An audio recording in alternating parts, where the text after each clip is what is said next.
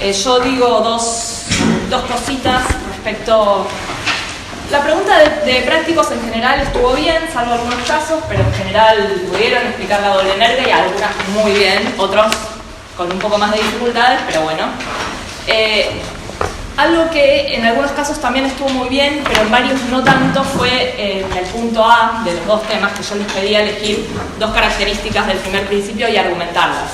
En general las características que eligieron estaban muy bien señaladas, pero no siempre fueron acompañadas de una argumentación, ¿no?, que justifique por qué se le aplica esas características al primer principio. En ese caso bajé un poquito, tampoco es que toda la respuesta está mal, es como una gradación que se hace, pero bueno, me fijé que realmente hubiera un argumento que se siguiera y eso a veces no estuvo. Esto se los enfatizo, después se fijan, yo lo señalé en los casos que les pasó esto, porque bueno, es un poco la práctica de hacerlo en vivo, en directo, en el parcial, darse cuenta cuando uno está argumentando y no diciendo cosas, así como, no sé, listando características. Había diferentes recorridos argumentativos que podían elegir, según la característica que hubieran elegido. Así que bueno, eso es una cosa general, que hubo varios casos que no lograron desarrollar ese argumento. Y otra cosa que pasó en algunos casos también, no muchos, pero hubo algunos, es que en la pregunta 1, sobre todo en el caso de Hola, la República, contestaron con el contenido que vimos en prácticos. Yo estimo que esto lo hicieron conscientemente, de que lo estaban haciendo, porque realmente pasó también en el otro tema, a ver, como que tenían que explicar el nous y lo uno, y lo explicaron con lo que vimos en prácticos y no haciendo referencia a los textos de Platón, que era lo que se pedía en la consigna, ¿sí? Yo en ese caso leí esas respuestas y consideré el contenido de esas respuestas para la consigna de prácticos, pero la consigna de teóricos, la consigna 1, no quedó respondida. Repito, no fueron tantos casos, pero sí lo aclaro. No sé, ni siquiera sé si hay alguien acá que le haya pasado eso, ¿no? Yo estimo que no lo tenían claro el tema y entre dejar en blanco contestaron con lo que sabían de lo uno y la inteligencia de Plotino, pero bueno, no era puntualmente lo que se pedía. Sobre todo en el caso de la pregunta del símil del sol con el bien, claro, ahí está la cuestión de la visión. Pero si ustedes tienen que comentar ese pasaje y la interpretación que hace Plotino de ese pasaje de la República, del símil del sol con el bien, y hablan de la visión en acto, en potencia, bueno, eso no está en el texto de la República.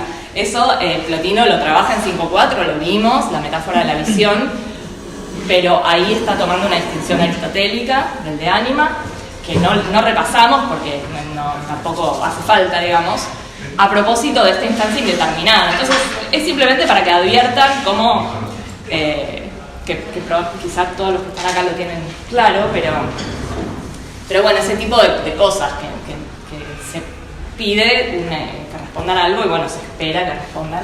Hola. Eso que se preguntó. Cada vez empiezo más puntual, me doy cuenta. No les doy ni 5 minutos. Yo soy así. Pero bueno, estamos hablando un poco en general de los parciales que se los van a entregar en el teórico, así que ya en breve. Y bueno, ahí cada quien se fija. Hoy es la última clase de Plotino que tienen con Gabriel. El martes, no sé ya en qué día vivo. El martes que viene Malena y arrancan con Proclo también en teóricos. Espero estar diciéndolo bien, creo que el cronograma es así.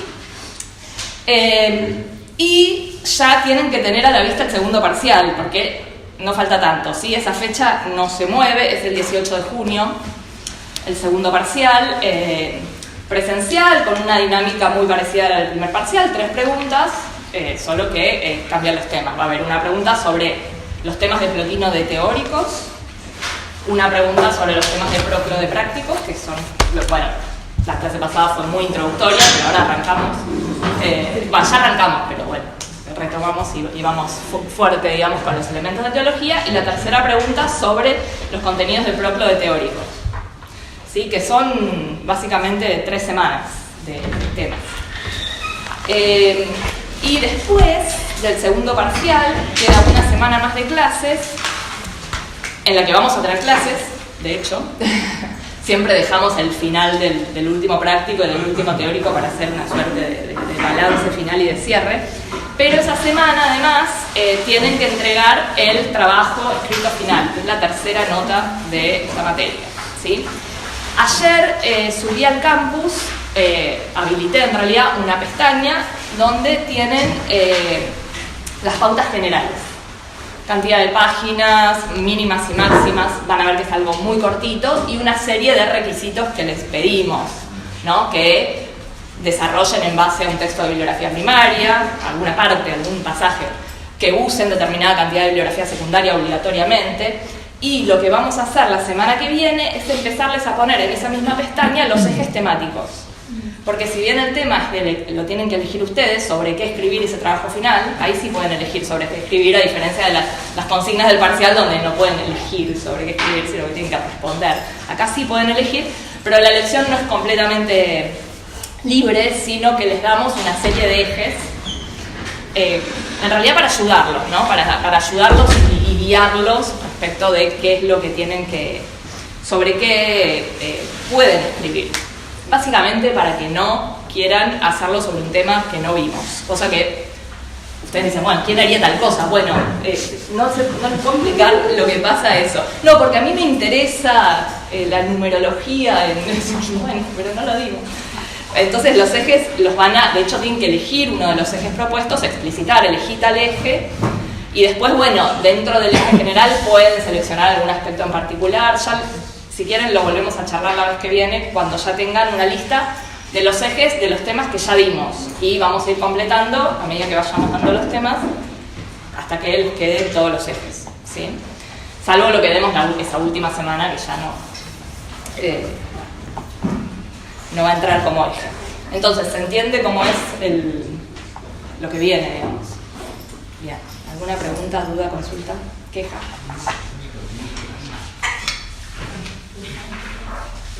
Bueno. Yo, profe, sí. ¿tengo recuperatorios?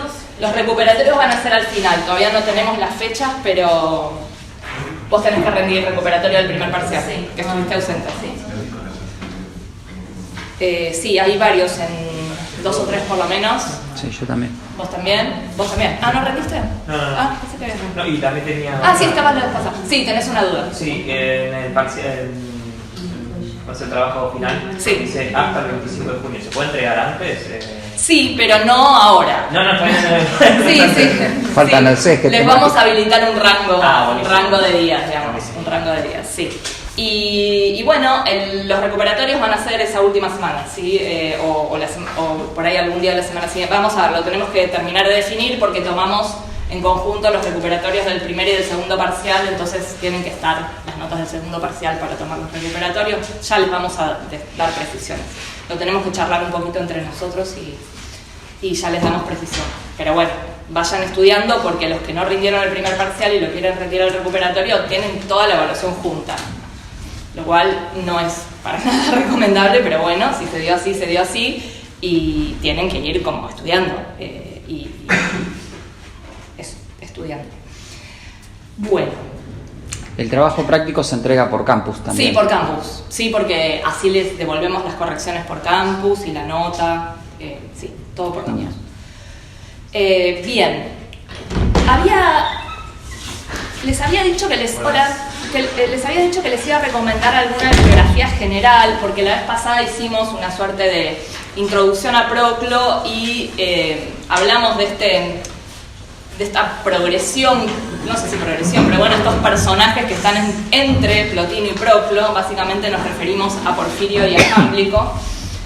Y bueno, por ahí me habían preguntado, ¿no? O yo les había dicho, si quieren leer algo, a mí algo que me gusta mucho, que me parece un muy buen material para profundizar, por ahí no ahora, sino más adelante, es un libro que está editado por Lloyd Gerson. Son 2 tomos, creo que están publicados en el año 2010, o sea que son bastante... Sí, del 2010. Se llama The Cambridge History of Philosophy in Late Antiquity, ¿no? La historia de la filosofía de Cambridge en la antigüedad tardía, ¿no? La historia de la filosofía en la antigüedad tardía es muy general, muy general. Este es el editor, Jackson es el editor porque cada capítulo de estos 2 tomos está escrito por un especialista. O sea, el capítulo de Proclo lo escribe un especialista en Proclo, el capítulo de Porfirio lo escribe un especialista en Porfirio. Está en inglés. Después voy a ver si busco algo en castellano que me parezca que tiene este nivel, que es introductorio, pero introductorio para especialistas, digamos. Tiene como esa doble vertiente. Si lo consultan y les resulta muy complejo, me preguntan por algo más fácil. Son 2 volúmenes. En el volumen 1 están Porfirio, Plotino, Jámblico. Proclo queda para el volumen 2. Lo interesante de este tomo, no solamente es que es más reciente que otros, porque se han escrito historias de la filosofía en la antigüedad tardía, hay varias, pero esta es una de las más recientes, no sé si es la más reciente, pero es una de las más recientes, y tiene la cuestión de los filósofos individual, pero también tiene cuestiones de panorama histórico, que yo la vez pasada comentaba un poco rápidamente, todo este contrapunto que se da en el Imperio Romano ya en decadencia con el cristianismo, y que un emperador se convierte y viene el otro y se desconvierte y todo ese mundo tienen capítulos que son más que filosóficos, históricos, donde se repone contenido histórico. Y otra cosa que tiene de bueno en esos tomos es que van haciendo un contrapunto también entre platonismo y cristianismo, ¿no? A la par. Entonces me parece que como recomendación general es de lo mejorcito para que lean, así en general. Y después, en particular... ¿Ese está en el campus? Está en el campus, en la pestaña de prácticos. Abajo de todo hay una carpeta, un link que lo lleva a una carpeta compartida donde hay bibliografía optativa general libros, la mayoría en inglés, hay algunos en castellano, y ahí tienen estos 2 tomos. Sí, están con el nombre del editor, que es Lloyd Jackson. Y el título, ¿no? The Cambridge History of Philosophy in Late Antiquity. Repito, completamente optativo, es simplemente por si se quedaron con ganas de saber más sobre estos personajes que no vimos, básicamente Porfirio y Jámblico, y también ahí tienen sobre otros personajes, que por ahí les interesa. ¿Así en general en castellano? No, así en castellano no hay. Pero voy a buscar a ver qué puede haber, así no va a ser, no sé, pero bueno. Después, lo que sí tengo para ofrecerles en castellano, pero no es equivalente a esto, es un libro sobre Jámblico, puntual, que es muy bueno. Lo escribió un profesor mexicano que ya falleció, que se llama José Molina Ayala. Es un libro específico sobre Jámblico, pero habla un poco de Porfirio y de su polémica con Jámblico, entonces, digamos, sirve, pero bueno, no tiene la generalidad que tienen estos 2 volúmenes. Tiene un nombre muy interesante, se llama Racionalidad y Religión en la Antigüedad Tardía, ¿no? Como estas 2 cosas que a veces suenan dicotómicas, que no lo son. Una introducción a Jámblico y a su tratado acerca de los misterios de Egipto. Ese está en castellano y es una excelente, yo creo de lo mejor sobre Jámblico que está para leer así general, digamos, introductorio y general, así que pueden ir por ese lado, ¿sí? ¿El campus? Está en el campus también, en el mismo lugar, en esta carpeta compartida que está en la pestaña de prácticos, al final de todo,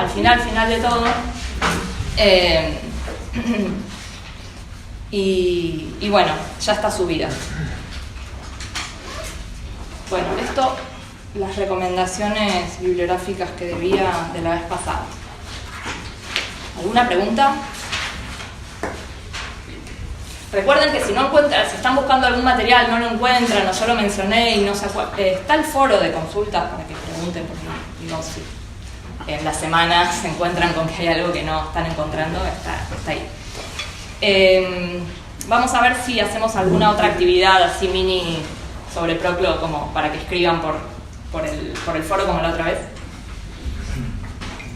Bueno, vamos a entonces continuar. Habíamos empezado en los últimos minutitos de la clase pasada la lectura de nuestro texto, Los elementos de teología. Espero que lo hayan podido leer, mirar. les había dado además como bibliografía secundaria para que leyeran este artículo de Jan Opsomer. Gracias. ¿Cómo? Gracias, el artículo. Ah, sí, ¿te gustó? Y me sirvió para leer el texto de Proclo. Sí. Sí, leer a Proclo, a ver, en realidad debería ser fácil, porque... no se ríe. Debería ser fácil porque este modo de exposición a la manera de los geómetras se supone que tiene, o podríamos pensar que tiene esa finalidad didáctica de ir llevando de a poquito de la mano al lector por medio de las proposiciones de lo más simple a lo más complejo. Sin embargo, este estilo tan argumentativo, tan despojado de cualquier imagen, metáfora, cita, referencia a cualquier autoridad, ni siquiera Platón, es un poco raro, ¿no? Y en ese sentido, si bien tiene parecido a ciertas estructuras que vimos en la Eneada 5.4 de Plotino, esto de empezar por algo muy general, ¿no? Lo primero, lo segundo y lo tercero, no nos decía qué era, ¿no? Y sin embargo ahí rápidamente había citas de Platón, había metáforas, había cosas. Entonces comparte un poco el estilo de ciertas partes, sobre todo creo yo la parte inicial del Tratado de Plotino, pero después la verdad es que es todo mucho más despojado. Así que sí, el texto es complejo y por momentos uno no sabe bien de qué se está hablando. La propuesta de Opsomer es que estas nociones que están en la primera proposición son nociones absolutamente generales, ¿sí? Cuando habla de lo uno, recuerden que acá García Valverde traduce por unidad la palabra que es togen, lo uno. Es una decisión de traducción teniendo en cuenta precisamente esta interpretación, cualquier unidad. Después se va a llegar a lo uno en sí, lo uno primer principio, pero no se arranca por ahí, ¿sí? No se arranca por ahí. Entonces, tenemos estas nociones de multiplicidad y de unidad que funcionan como una suerte de nociones comunes de las que se parten y bueno, retomemos la primera proposición que habíamos leído la vez pasada. ¿Quién la explica? Así, resumidamente. Ah, perdón, pero antes de eso, acá el compañero dice que le gustó el texto de Opsomer, pero alguien quizá entendía más a Proclo que a la explicación. Les resultó muy difícil. Yo les marqué en el cronograma de clases los apartados puntuales del artículo que quería que leyeran como con cuidado, porque el artículo se va a otros textos y a otros temas que por ahí les complican a esta altura más que facilitárselo. No sé qué sensación les dio, lo pudieron leer, se entendió algo, o sea, algo. Medio plomo la última parte. La última parte, la primera estuvo buena porque fue esquemático. Ok. Pero... Sí, hay bibliografía secundaria que es un poco plomo, pero bueno, después leen otra cosa para entretenerse. Sí, yo no recomiendo cómo entretenerse. ¿Qué tema saca de tal preposición? Sí, hay una parte que se mete además con las referencias internas. Claro. Esa es la parte que menos me interesa a mí. La parte que me interesa son los apartados que les señalé en el cronograma y que son básicamente los primeros apartados donde él habla de este estilo geométrico y de dónde pudo haber sacado Proclo la idea de tomar este formato que es más bien una cuestión de estilo, ¿no? De estilo retórico. Bueno, después lo vamos a tener a Spinoza también haciendo algo parecido, ¿no? Mutatis mutandi, algo por el estilo. Pero esa primera parte es interesante, aunque lo fundamental del texto, y por eso lo elegimos y se tradujo, es la parte donde analiza las primeras proposiciones, ¿no? Es ahí, esto está en los apartados, creo que 3.1 y 3.2. Esos serían como los apartados más importantes, ¿no? Bueno, entonces, primera proposición, así podemos avanzar con las otras. ¿Les quedó algo en limpio? ¿Se acuerdan de algo? Háganse esquemitas. Que no habla específicamente de que exista lo uno, sino que plantea el tema de la unidad y la multiplicidad. ¿Y qué plantea? Y que primero que hay multiplicidad y por lo tanto, bueno, después hace esta deducción que supuestamente llevaría al lector a interpretarla racionalmente y sacar sus propias conclusiones, que de alguna manera, si existe la multiplicidad es porque participa de la unidad. O por lo menos esto yo lo entendí. Exacto, ¿y cómo argumenta eso? ¿Cómo nos convence como lectores de que tiene que ser así? Y bueno, el estilo que tiene es ir planteando diferentes...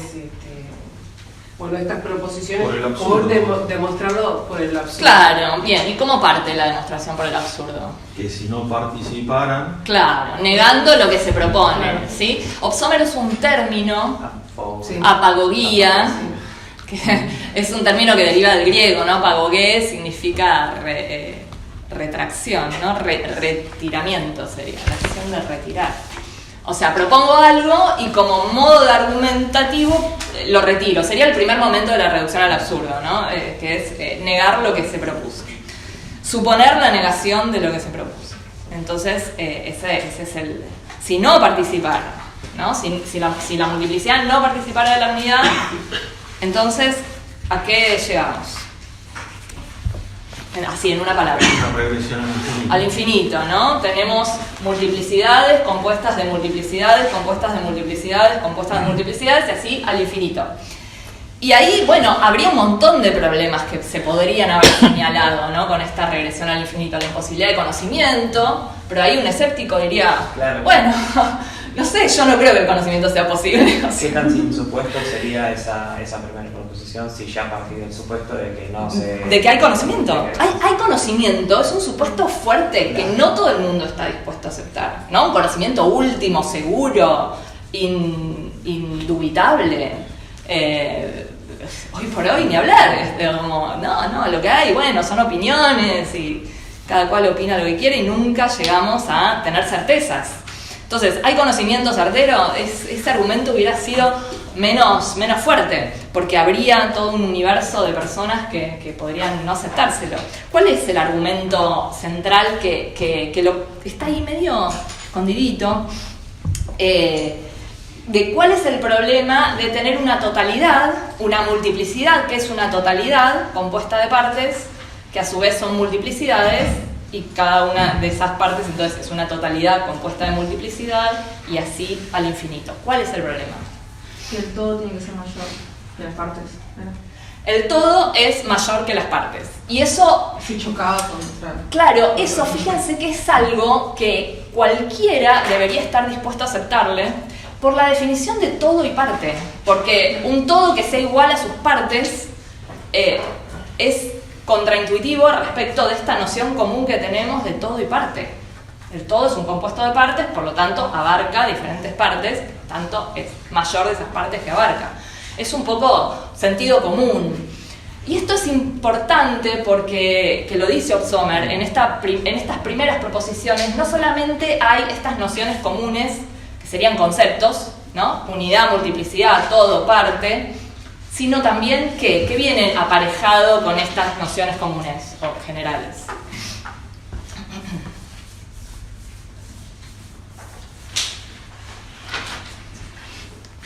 Que parecen ser cosas medio innatas, porque que no haría falta justificar. Son parte de la realidad, básicamente, de lo que... Sí. A ver, de ciertas convenciones respecto de lo que significan esos conceptos, ¿no? Esa es la parte que habla de la acción. Clarificarlo de alguna manera, que no es tanto de la... Claro, pero lo que dice Obsómer, y después revísenlo, es que no solamente se trata de conceptos, parte todo, sino también de las proposiciones, que serían el contenido proposicional de esos conceptos. Que por ejemplo lleva a aceptar que el todo es mayor que la parte. Eso ya no es una idea que traen aparejadas, una idea que se expresa en una proposición compleja, no en una palabra, ¿no? El todo es mayor que las partes, pero que está adentro, metida dentro de la noción de todo y parte, ¿no? Entonces, fíjense que ahí va un poco el punto del argumento que pretende al menos, bueno, si vamos a hablar de multiplicidad, parece ser necesario, o parece ser lógico, o nadie podría objetar, hablar de todo y partes. ¿No? Como que el sentido común nos lleva para ese lado. Bueno, y si hablamos de todo y partes, no podemos negar esta participación de la multiplicidad en la unidad, porque si la negamos, llegamos a la idea, llegamos a la consecuencia de que tanto el todo como la parte son infinitos. Y si son infinitos, entonces uno no es mayor que otro. ¿Sí?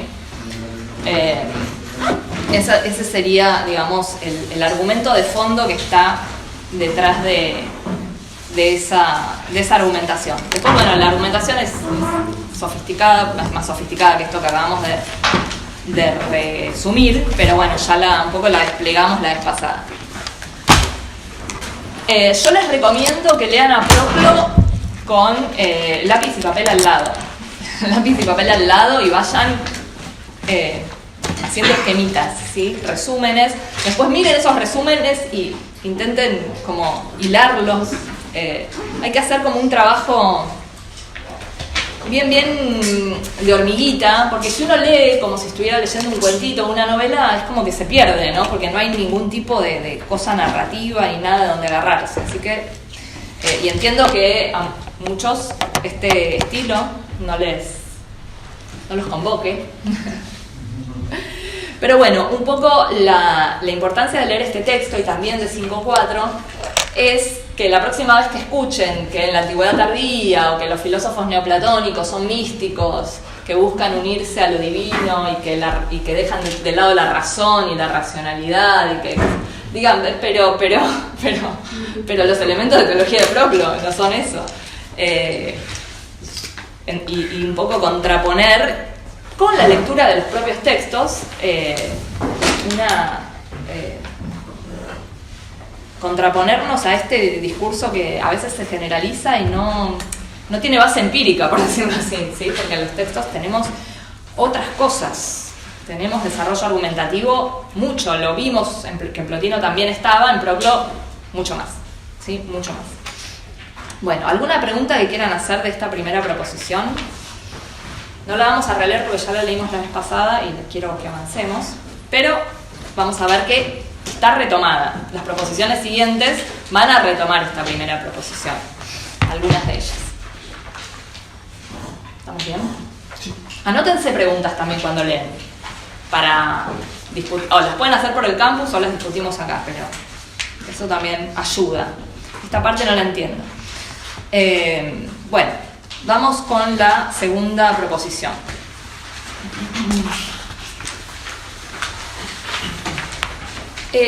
Las proposiciones que siguen, yo diría la 2, la 3 y la 4, creo que lo dice Oxomer también, intentan un poco explicar o desarrollar el concepto de participación, se podría decir eso, ¿no?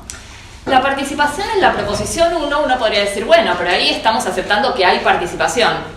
Y en realidad no, o sea, se podría defender que no, porque participación en esa proposición 1 no tendría ningún tipo de contenido técnico específico. Podríamos decir que ahí participación está como cualquier relación, ¿no? Lo que es imposible es que la multiplicidad, cualquier multiplicidad, no tenga algún tipo de relación con algún tipo de unidad. Es eso.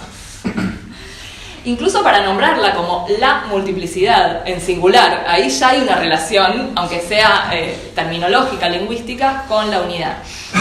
Aunque eso no es lo que dice el texto. Y fíjense que en la propia enunciación de la proposición 1 está de alguna manera. De alguna manera es una palabrita en griego, pe. Una palabrita cortita que traducimos con una expresión muy grande. Pero bueno, no importa, va a haber diferentes maneras de esta relación. Usa la palabra participación, creo yo, en este sentido general y no técnico.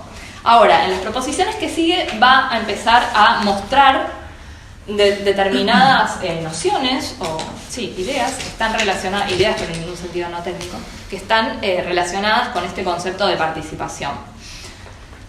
¿Cuál dirían que son estos otros conceptos que están relacionados con el concepto de participación en estas proposiciones? 2, 3, ahora las leemos, 2, 3 y 4.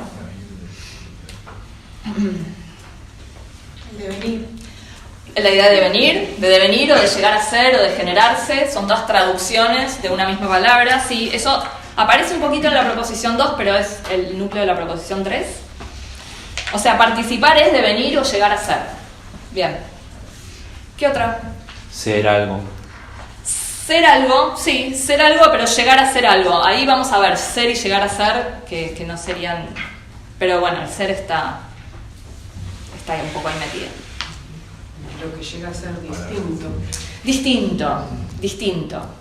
Yo diría que ese es el núcleo de la proposición 2, creo que Sommer también lo señala, que es la idea de que la participación en otra cosa implica precisamente alteridad, ¿no? Esa alteridad, esa diferencia, eso es un núcleo importante de... Entonces tenemos generación, alteridad, ¿qué más? En sí mismo. ¿Cómo? Lo que es en sí mismo. Hay una cuestión ahí con lo uno en sí, que vamos a ver que parece ser necesario que haya algo en sí diferente de... Claro, por eso. ¿Y qué más? Ya no tiene, esto último que nos falta no tiene tanto que ver con la participación en general, sino con la participación en la unidad. Someter. Ahora el sometimiento, sí, vamos a ver que hay una idea de recepción o de pasividad que está involucrada. Eso está ¿Causalidad puede ser que...? Sí, la palabra causa me parece que todavía no aparece, va a aparecer más adelante, pero sí hay una palabra que es la clave de la proposición 4. Unificado. Unificación, la unificación. ¿Sí? La participación en la unidad es un proceso de unificación. ¿Sí? Entonces ahí tenemos como una especie de mapa conceptual que se va trazando en estas proposiciones y que pretende un poco ir hilando más fino respecto de qué es esta participación en la unidad que toda multiplicidad tiene necesariamente que tener. Porque si no, llegamos a esta imposibilidad de hablar de parte y todo, de multiplicidad, etcétera, etcétera. Bueno, vamos con la proposición 2. Entonces, a ver cómo se argumenta esto. La proposición 2 dice: todo aquello que participa de la unidad es tanto una unidad como una no unidad. Recuerden que también esto se podría decir que todo aquello que participa de lo uno es uno y no uno. Y uno y no uno podría pensarlo como, no sé, una violación del principio de no contradicción, ¿no? Pero no va tanto por ese lado la argumentación que ahora vamos a leer, y Sommer dice algo de eso, sino como una cuestión como una gradación. Tenemos algo que es uno y no uno, y algo que es no uno. Podríamos hacer esa gradación. Lo uno y no uno estando como en el medio de la unidad y la no unidad. Por eso Sí. habla del proceso de devenir, esto sería... Sí, acá el devenir va a estar un poquito, pero vamos a leerla para ver cuáles son los elementos que aparecen. El devenir sobre todo es el tema de la proposición 3.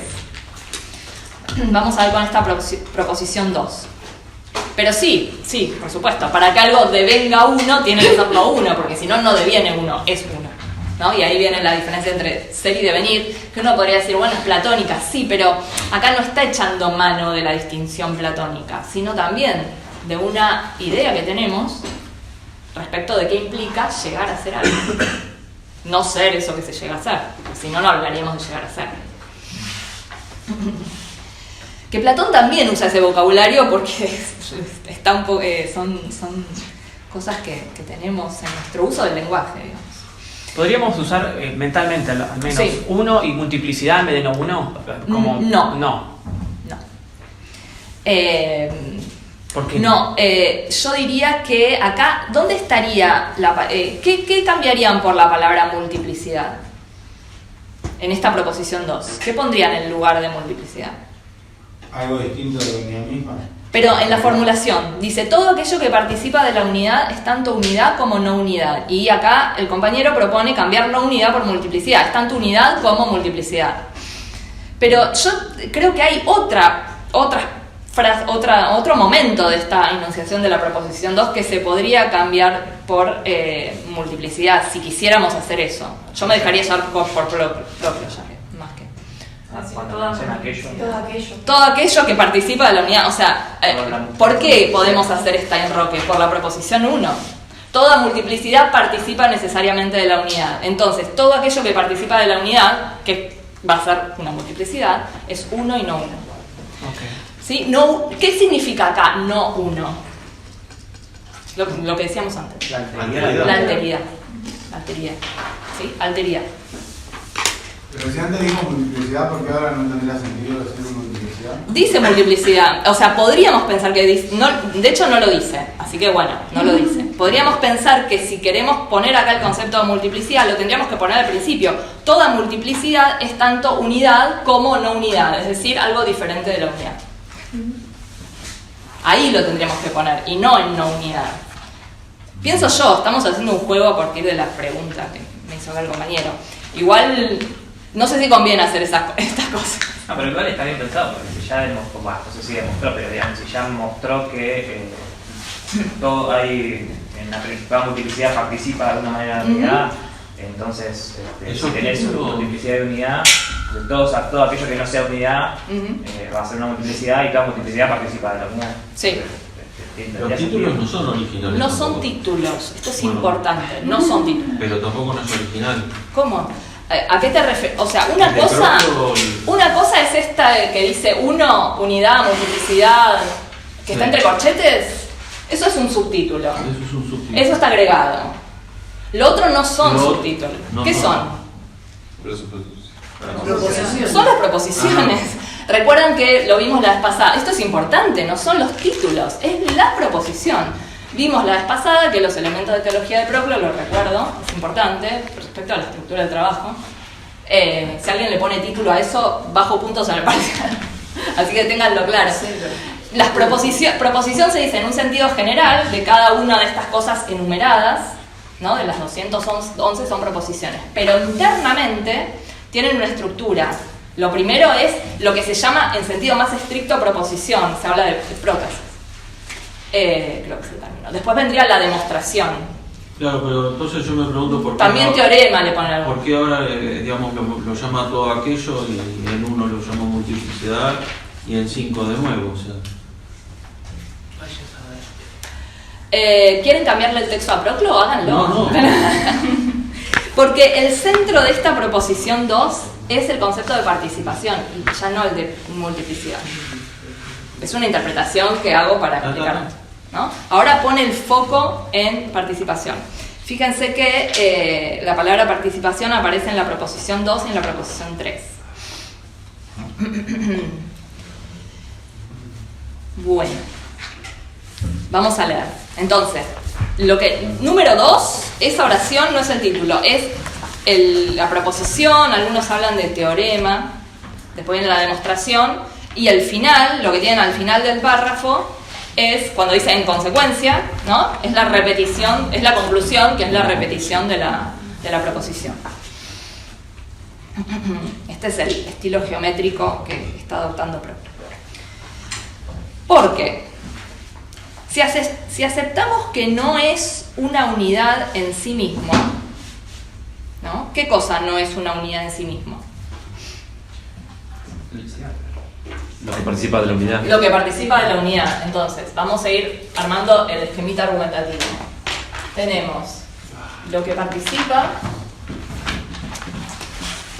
de la unidad y tenemos, como traduce, la unidad en sí misma.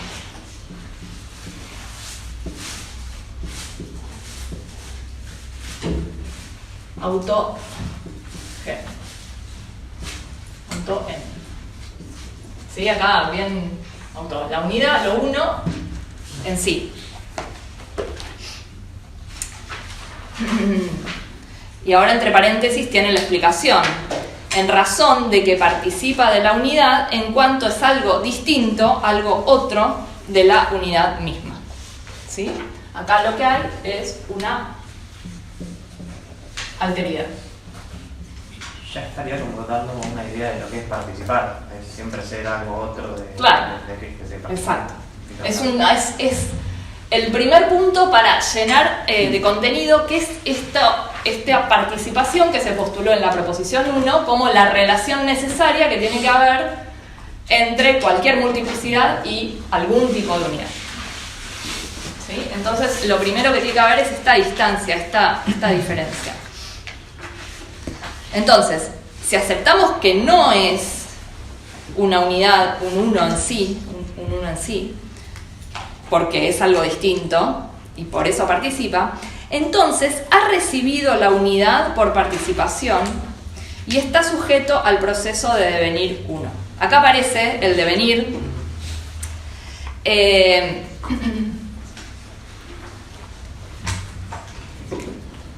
Entonces, lo que participa de la unidad recibe la unidad. La unidad o lo uno. Esta palabra que se traduce por recibir es el verbo pasjo, cuya traducción más usual, ¿cuál es? Padecer.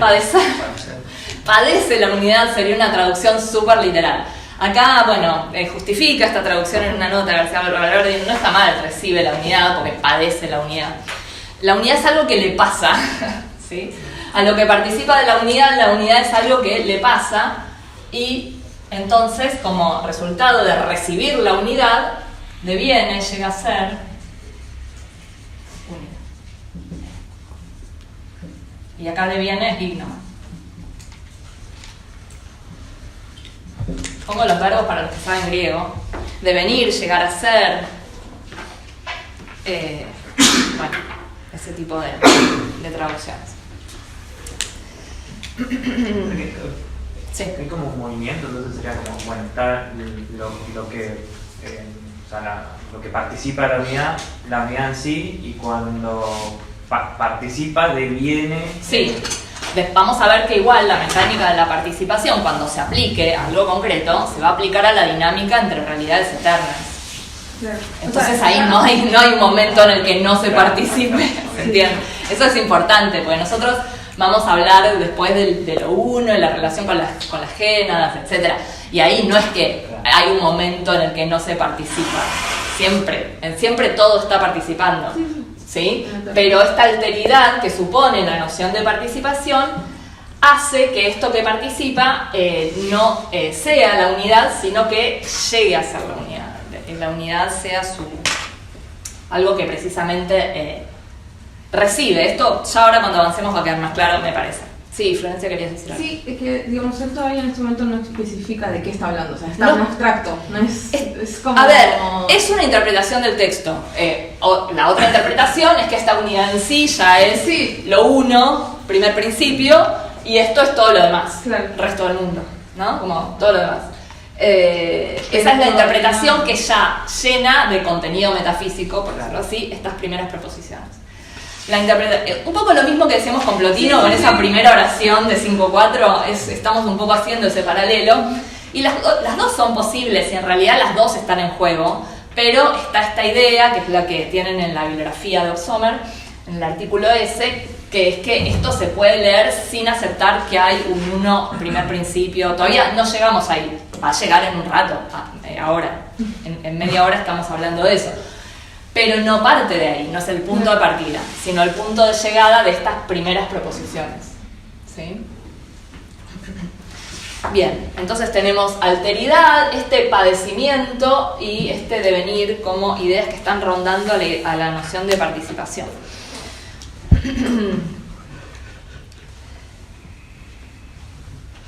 Si no es otra, ya leí la primera oración, ¿no? Sí. Sí, bien, avanzamos, pues si retomo cada vez, siempre se me van a ocurrir cosas para seguir diciendo. Si no es otra cosa que unidad, fíjense qué hizo acá. La segunda. Partió. Si es unidad. Está hablando para nosotros. Está negando que haya esta alteridad, ¿no? Si no fuera algo distinto. ¿no? De nuevo removió lo que acaba de proponer, que es ligar la noción de participación con esta necesaria alteridad. Entonces esta apagoía o esta negación de lo propuesto está todo el tiempo. Si no es otra cosa que unidad, es tan solo unidad y no participará de la unidad, sino que será unidad en sí misma, ¿no? Entonces, si es esto, ¿no? Si esto es igual a esto, lo que está negando o sea, está suponiendo que estas dos cosas son iguales. Pasa que si pongo el igual y después lo tacho, no se va a entender, pero está suponiendo que estas dos cosas son iguales, pero entonces no vamos a hablar de participación.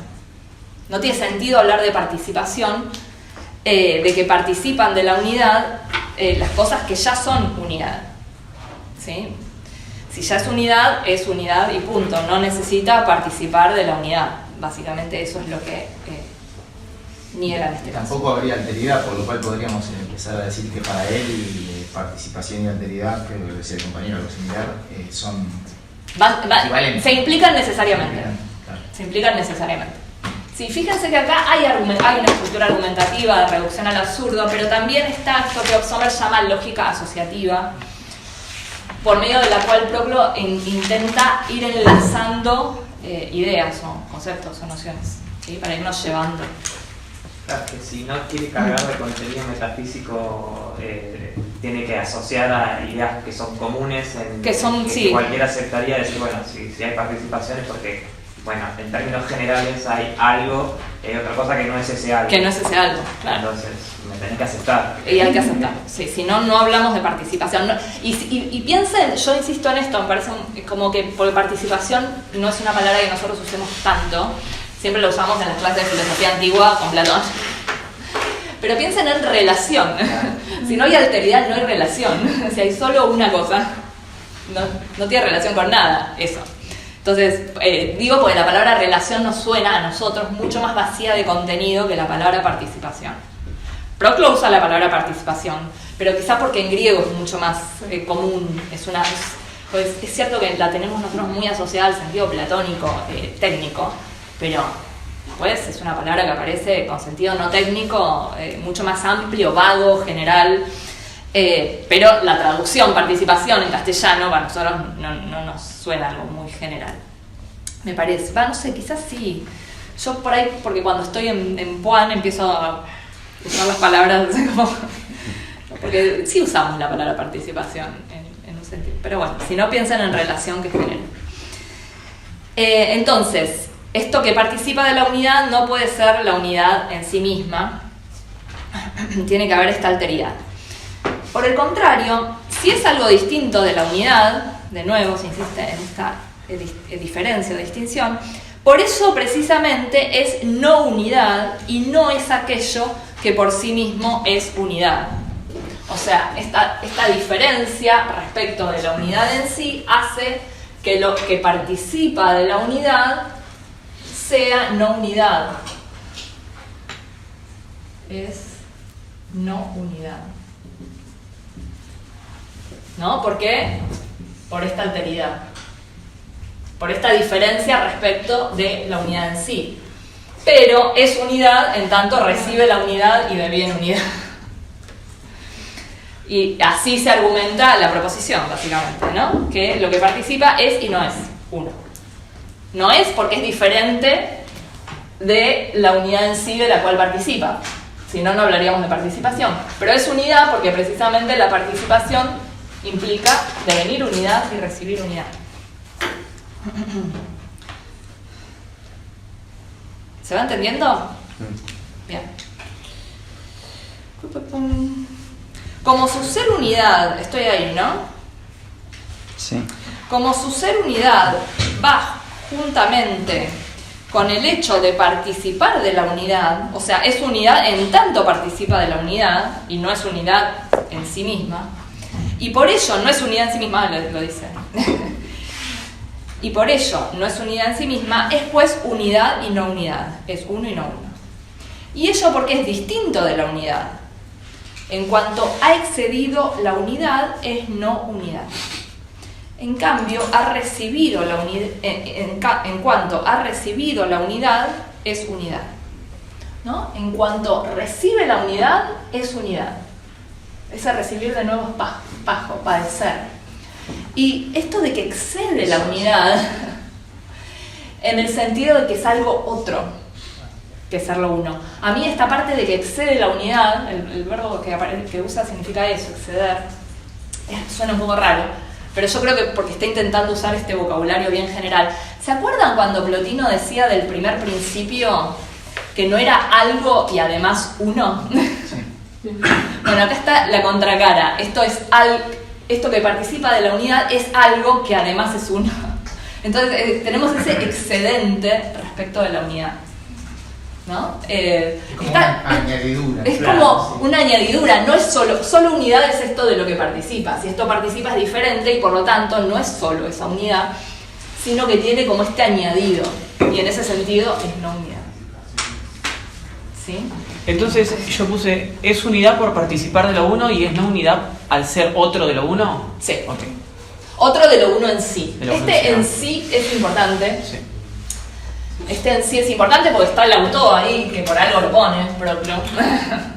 Pero, y ustedes dicen, bueno, pero acá no está hablando del primer principio. Bueno, se podría argumentar, o sea, imagínense que los que tienen esta lectura metafísica se agarran de este autor para decir, bueno, ya está hablando de una unidad en sí. Pero yo creo que acá simplemente está diferenciando el en sí de lo que participa. ¿Sí? Si quieren, algo que ya es unidad, ¿no? Ya es unidad sin... ¿Hay comentadores que van por esa línea? ¿Cómo? ¿Hay comentadores? Porque Sommer parece que sí, no va por esa línea. No, Sommer no va por esa línea, pero sí, hay algunos que sí, traducen lo uno. Incluso, fíjense que si acá pensáramos que está hablando de lo uno como primer principio, a esta unidad, en lugar de traducir a unidad en sí, traducirían lo uno con mayúscula en sí. Sí, y hay quienes... Es que en mi cabeza pensarlo como lo uno me hace más fácil que pensarlo como unidad. O sea, cuando digo unidad me cuesta más. Digo bueno, esa traducción la pueden cambiar porque para mí no afecta, o sea, igual se puede interpretar que se está hablando de cualquier unidad y traducir uno. Pero uno en un sentido general. Claro, no mayúscula. No necesariamente mayúscula, aunque, bueno. También es cierto que hacia allí nos quiere llevar Proclo, no es inocente todo este vocabulario. Bueno, en consecuencia, esta es la conclusión. Fíjense que repite, todo aquello que participa de lo uno es uno y no uno.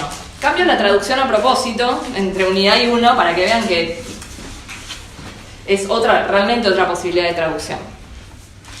Esto es lo que se termina concluyendo y que coincide con la primera proposición. Estamos con esta proposición, entonces, esperen, voy a esta alteridad respecto de la unidad en sí, esto es lo que explica que es no uno. ¿Sí? Y esto de recibir la unidad y que deviene unidad explica que sea uno. ¿Sí? Lo que participa de la unidad estoy hablando siempre, ¿no? Acá tendría que hacer una flecha así y una flecha así. Quedó un caos total. Pero bueno, ustedes se pueden hacer cuadros más prolijos. Cuando me refiero a que lean teniendo papel y lápiz al lado, me refiero a que hagan este tipo de cosas. No esto, hagan lo mejor, más lindo.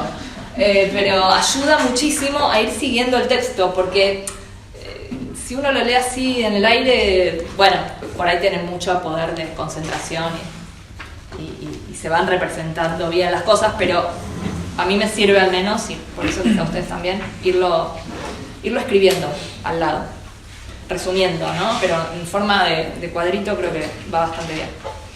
Bueno, pasamos a la proposición 3, que es la que se va a centrar en este concepto de devenir, de llegar a ser, es el centro de la proposición 3, porque de hecho está en la formulación, ¿sí? En la proposición inicial. Todo aquello que deviene unidad, que llega a ser unidad, otra traducción posible, o que llega a ser uno, lo hace por participación de la unidad. Entonces, acá es como que vuelve del concepto de devenir y lo relaciona, lo analoga, lo unifica con el de participación. Y a ver cómo lo argumenta.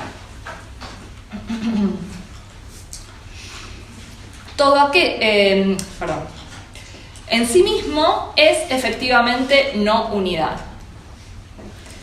¿Qué cosa en sí mismo es efectivamente no unidad? La multiplicidad. Lo que participa de Lo que deviene unidad. Lo que deviene unidad. Bueno, uno podría decir la multiplicidad. Sí, lo podría decir, pero técnicamente sería lo que deviene unidad. ¿Y cómo argumentarías que es la multiplicidad? Porque lo que deviene unidad es lo que participa de la unidad y toda multiplicidad necesariamente tiene que participar de la unidad. ¿Cómo justificas todo eso? Proposiciones 2 y 1.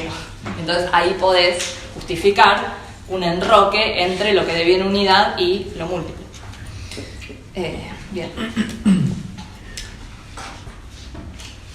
Entonces, esto que deviene unidad en sí es no uno. Esa es, bueno, está repitiendo un poco lo que dijo acá, ¿no? ¿Por qué? Porque es diferente de lo uno en sí. Entonces, en sí es no uno.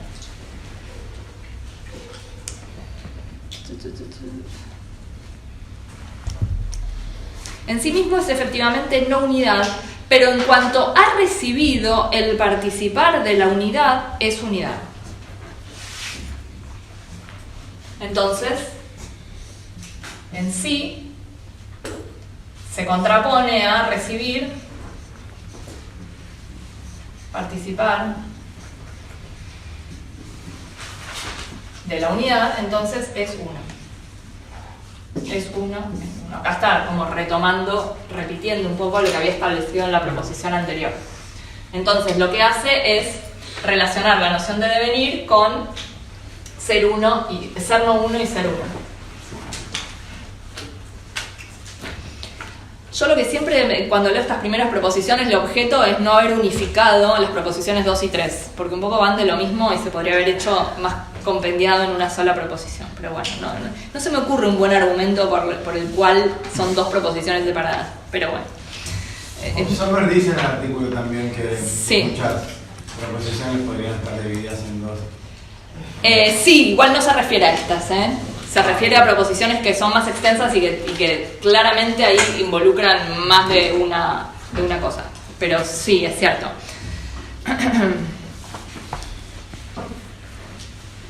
Y ahora argumenta, porque si cosas que no son unidad en sí mismas fueran a devenir unidad, reuniéndose y entrando en comunicación entre ellas, es como tales cosas devienen unidad y se someten a la presencia de la unidad sin ser aquello que en sí es la unidad.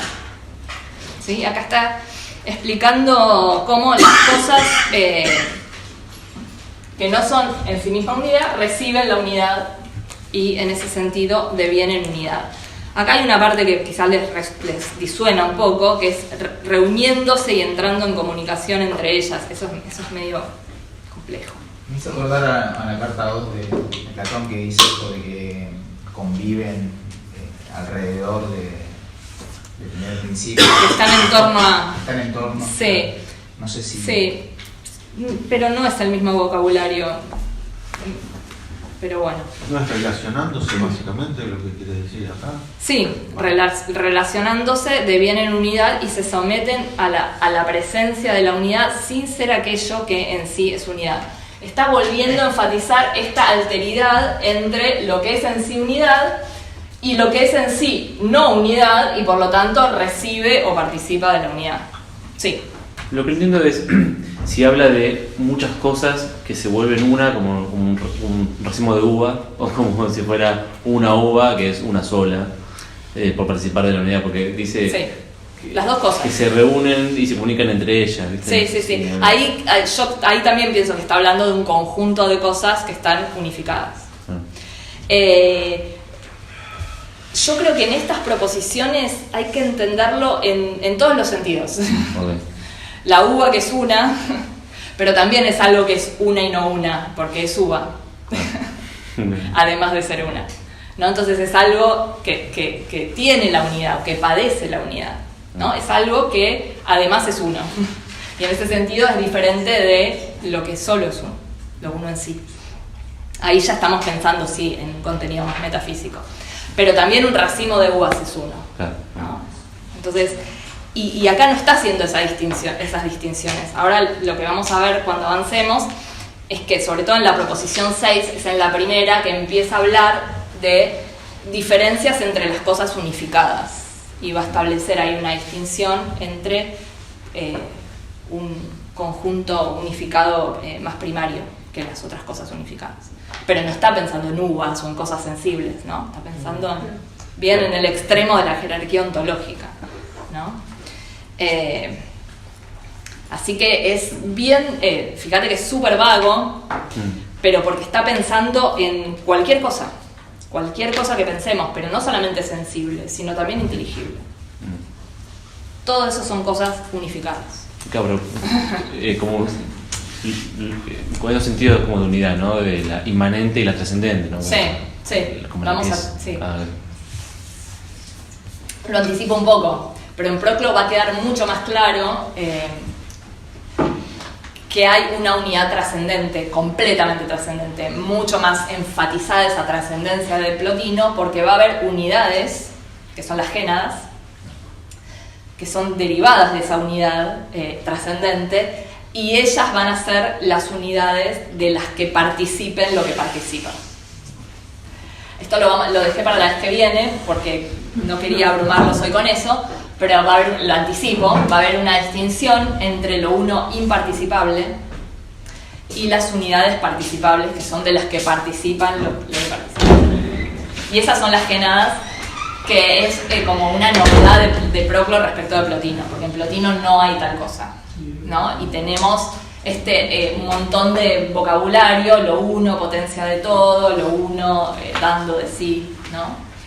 Y en Proclo va a haber un énfasis porque lo uno, el primer principio, de sin dar el mismo.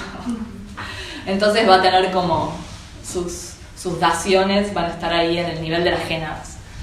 Y en ese sentido se garantiza para Proclo necesariamente la unidad del primer principio. Es un poco como los motores. No, como los motores, no. Motores. Los motores inmóviles, sí, no sé, yo creo que no, pero lo podemos discutir cuando veamos el planteo de las génadas, que lo vamos a ver un poquito, pero después lo van a ver también en teórico. Pero esa sería una diferencia entre Proclo y Plotino en su caracterización del primer principio. Es como si Proclo le dijera a Plotino, tu uno en realidad lo multiplicas. Claro, es tan uno que hay algo que ni siquiera tiene fallas. Tiene fallas. No, entonces sube un poco la apuesta, ¿no? Sube la apuesta y dice, no. El primer principio tiene que ser un uno imparticipable. Pero a la vez tiene que participar una parte porque si no, no habría nada. Tiene que haber participación en la unidad sin que lo uno, primer principio, sea participable. A cumplir ese rol vienen las génadas, ¿sí? Pero eso no está en estas primeras proposiciones. Ahora, cuando vamos a leer las proposiciones, ya se los anticipo para la clase que viene, además de avanzar con estas proposiciones iniciales que estamos leyendo, vamos a ver hasta dónde llegamos hoy. Además de avanzar, vamos a leer las proposiciones 23 y 24, que las tienen en los textos complementarios en el campus. Y en esas proposiciones se introduce la tríada imparticipable, participable o participado, y participante. ¿No? Entonces fíjense que si uno lee en retrospectiva, esta unidad en sí, de la cual participa lo que participa, en realidad tampoco sería el primer principio, porque el primer principio es imparticipable. Pero bueno, es porque acá no está todavía esa distinción, la va a traer después. Todavía no puede hablar de esas cosas. Está hablando de cosas mucho más básicas, ¿sí? Entonces, ya les voy anticipando que acá estamos viendo una formulación del concepto de participación que después se va a complejizar. Y después me refiero a las proposiciones 23, ya en la proposición 23. O sea, necesita bastante pronto complejizar el concepto de participación, porque esa dinámica triádica entre imparticipable, participable o participado y participante le va a servir no solamente para el primer principio, la genaz y lo que sigue, sino que en cada nivel de lo real va a haber algo imparticipable, algo que se participe y algo participante. Eso va a estar en cada uno de los niveles, va a haber esta dinámica ternaria. Nosotros lo vamos a ver arriba de todo, pero después en el teórico van a ver cómo juega también hacia abajo, digamos. ¿Sí? Bueno, no pensaba hablar de esto, pero ya que salió lo mecho, porque así ya van teniendo una perspectiva de lo que se viene. Volvamos entonces. Acá no tenemos número de línea ni nada en esta traducción, lamentablemente, y yo tendría que leer la demostración de una, pero bueno, les cuento que ustedes la leen. Así pues, creo que estamos por ahí, ¿no? Sí. Así pues, participan de la unidad en la medida en que padecen el devenir unidad. Fíjense que, de nuevo, padecer, devenir, participar, ¿sí?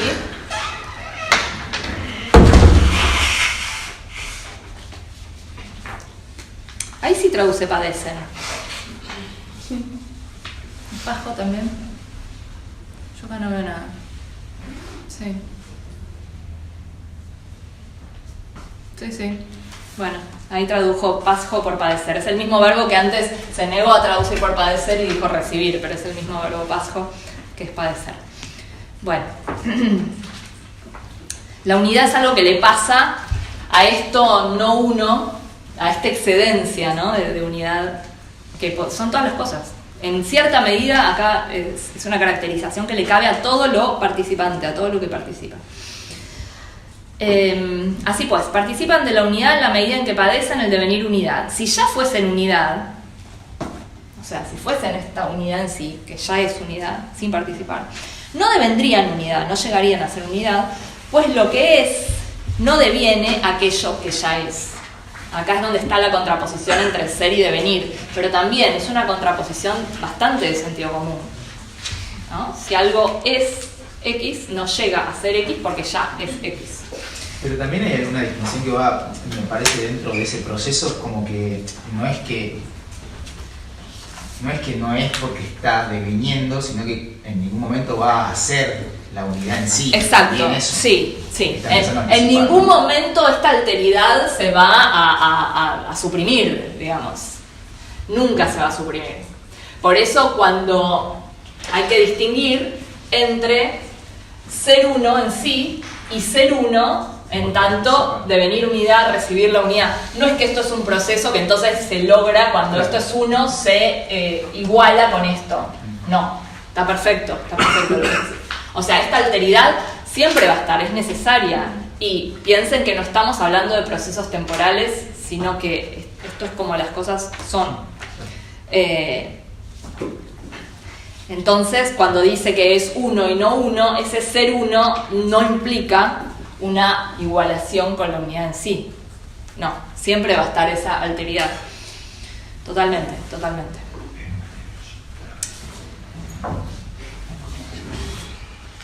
Ahora bien, me queda el final, ¿no? Ahora bien, si desde un estado precedente de no unidad devienen unidad, poseerán unidad al haberse generado en ellas una cierta unidad. Acá usa el vocabulario del tener, ¿no?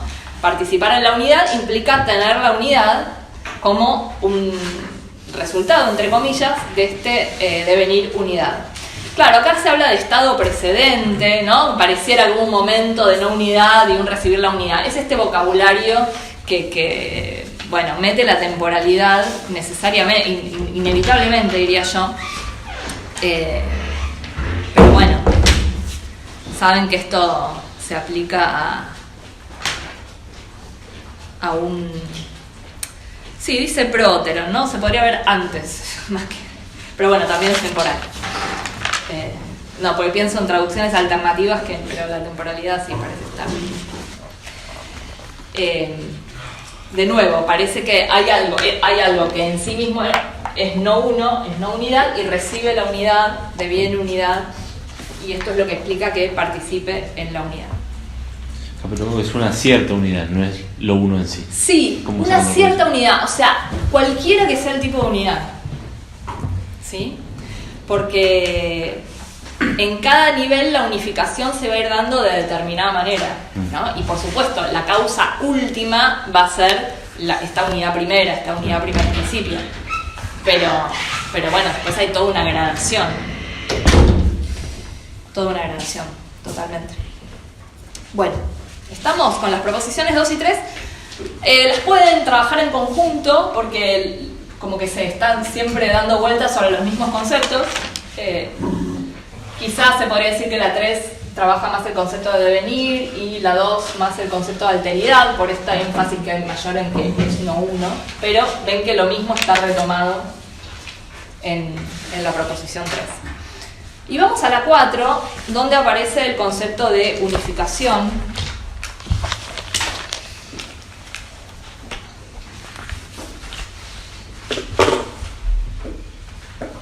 Dice la proposición 4, todo aquello que es el resultado de una unificación es algo distinto de lo uno en sí. De nuevo, la alteridad. Pero acá aparece, diría yo, una tercera noción, que es la noción de unificación.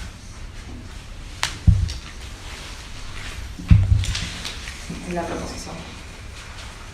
Participar de la unidad implica recibir la unidad, devenir unidad y, por lo tanto, es ser unificado. ¿Sí? Y lo que es unificado es unidad, en tanto está unificado, pero es no unidad, es algo diferente de la unidad, porque si fuera unidad en sí, entonces no se unificaría, sería unidad.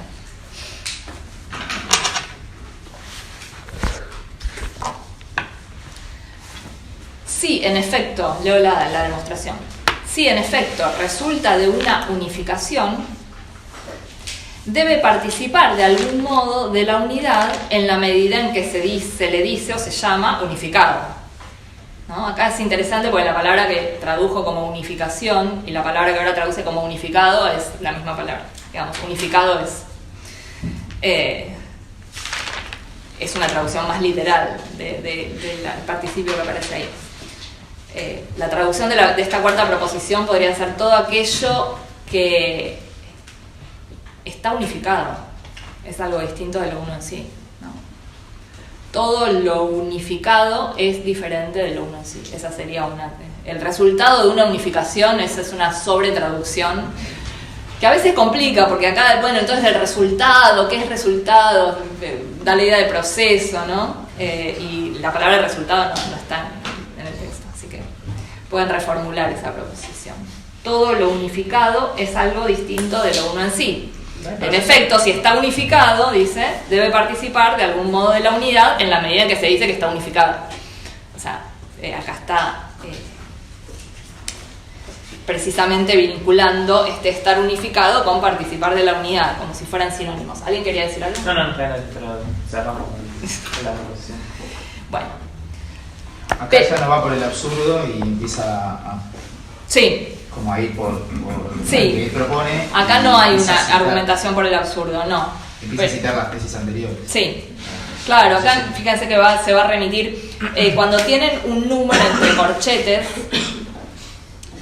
es que se está apelando al contenido de una proposición en general anterior. En casi todos los casos anteriores. Así que sí, acá se empiezan a asociar las proposiciones entre sí, como para ir hilando cada vez más fino. ¿Y hablar de lo uno en sí es lo mismo que hablar de la unidad? Sí, podría ser unidad en sí, ¿no? La unidad en sí. La palabrita es autoen o autogen. Ahí el espíritu no se pronuncia. Es lo uno en sí. Sería una traducción. O lo uno mismo. Siempre que tengan unidad o en general, porque después va a aparecer otro vocabulario que también se puede traducir por unidad, pero siempre que en la traducción tienen unidad, es togen, que se puede traducir también como lo uno. De hecho, más literalmente sería uno, más que unidad. Pero bueno, son decisiones de traducción que yo entiendo los motivos, me parecen bien, pero bueno, queda menos literal. Así que acá se podría traducir, es algo distinto de lo uno en sí. Ah, claro, acá traduce un uno en sí, antes tradujo unidad en sí. Claro. Sí, es la misma expresión, es la misma expresión. A ver, sí, autógeno, sí. Así que ven ciertas inconsistencias, entre comillas, le podríamos achacar a, igual, siempre sean benévolos con los traductores. Es muy difícil traducir. Es realmente desesperante, así que bueno. Pero sí, es la misma palabra. Ahora entendí por qué preguntabas. Sí, porque acá dice uno, pero es lo mismo. Quizá acá también podría haber una interpretación, porque acá aparece como en esta proposición 4 y en la 5, como sería el primer paso a hablar de un uno, primer principio, ¿no? Como el establecimiento de esa unidad.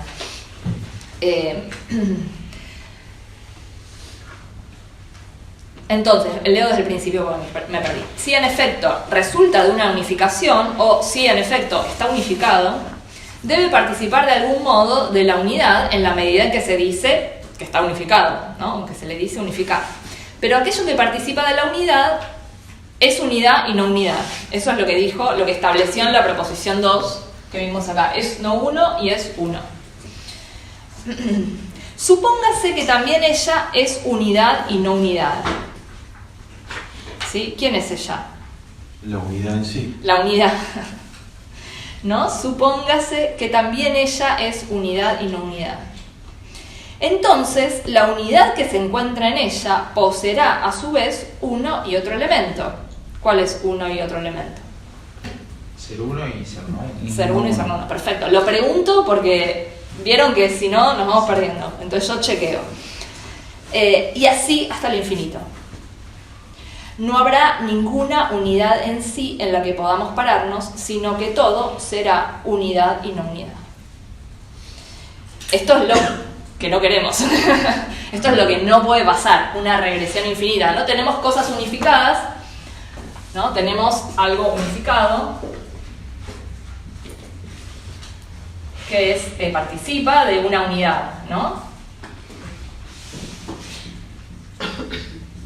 Pero si esta unidad, a su vez, es algo unificado, él lo dice con uno y no uno, ¿no? Es decir, que es uno y no uno, participa de la unidad.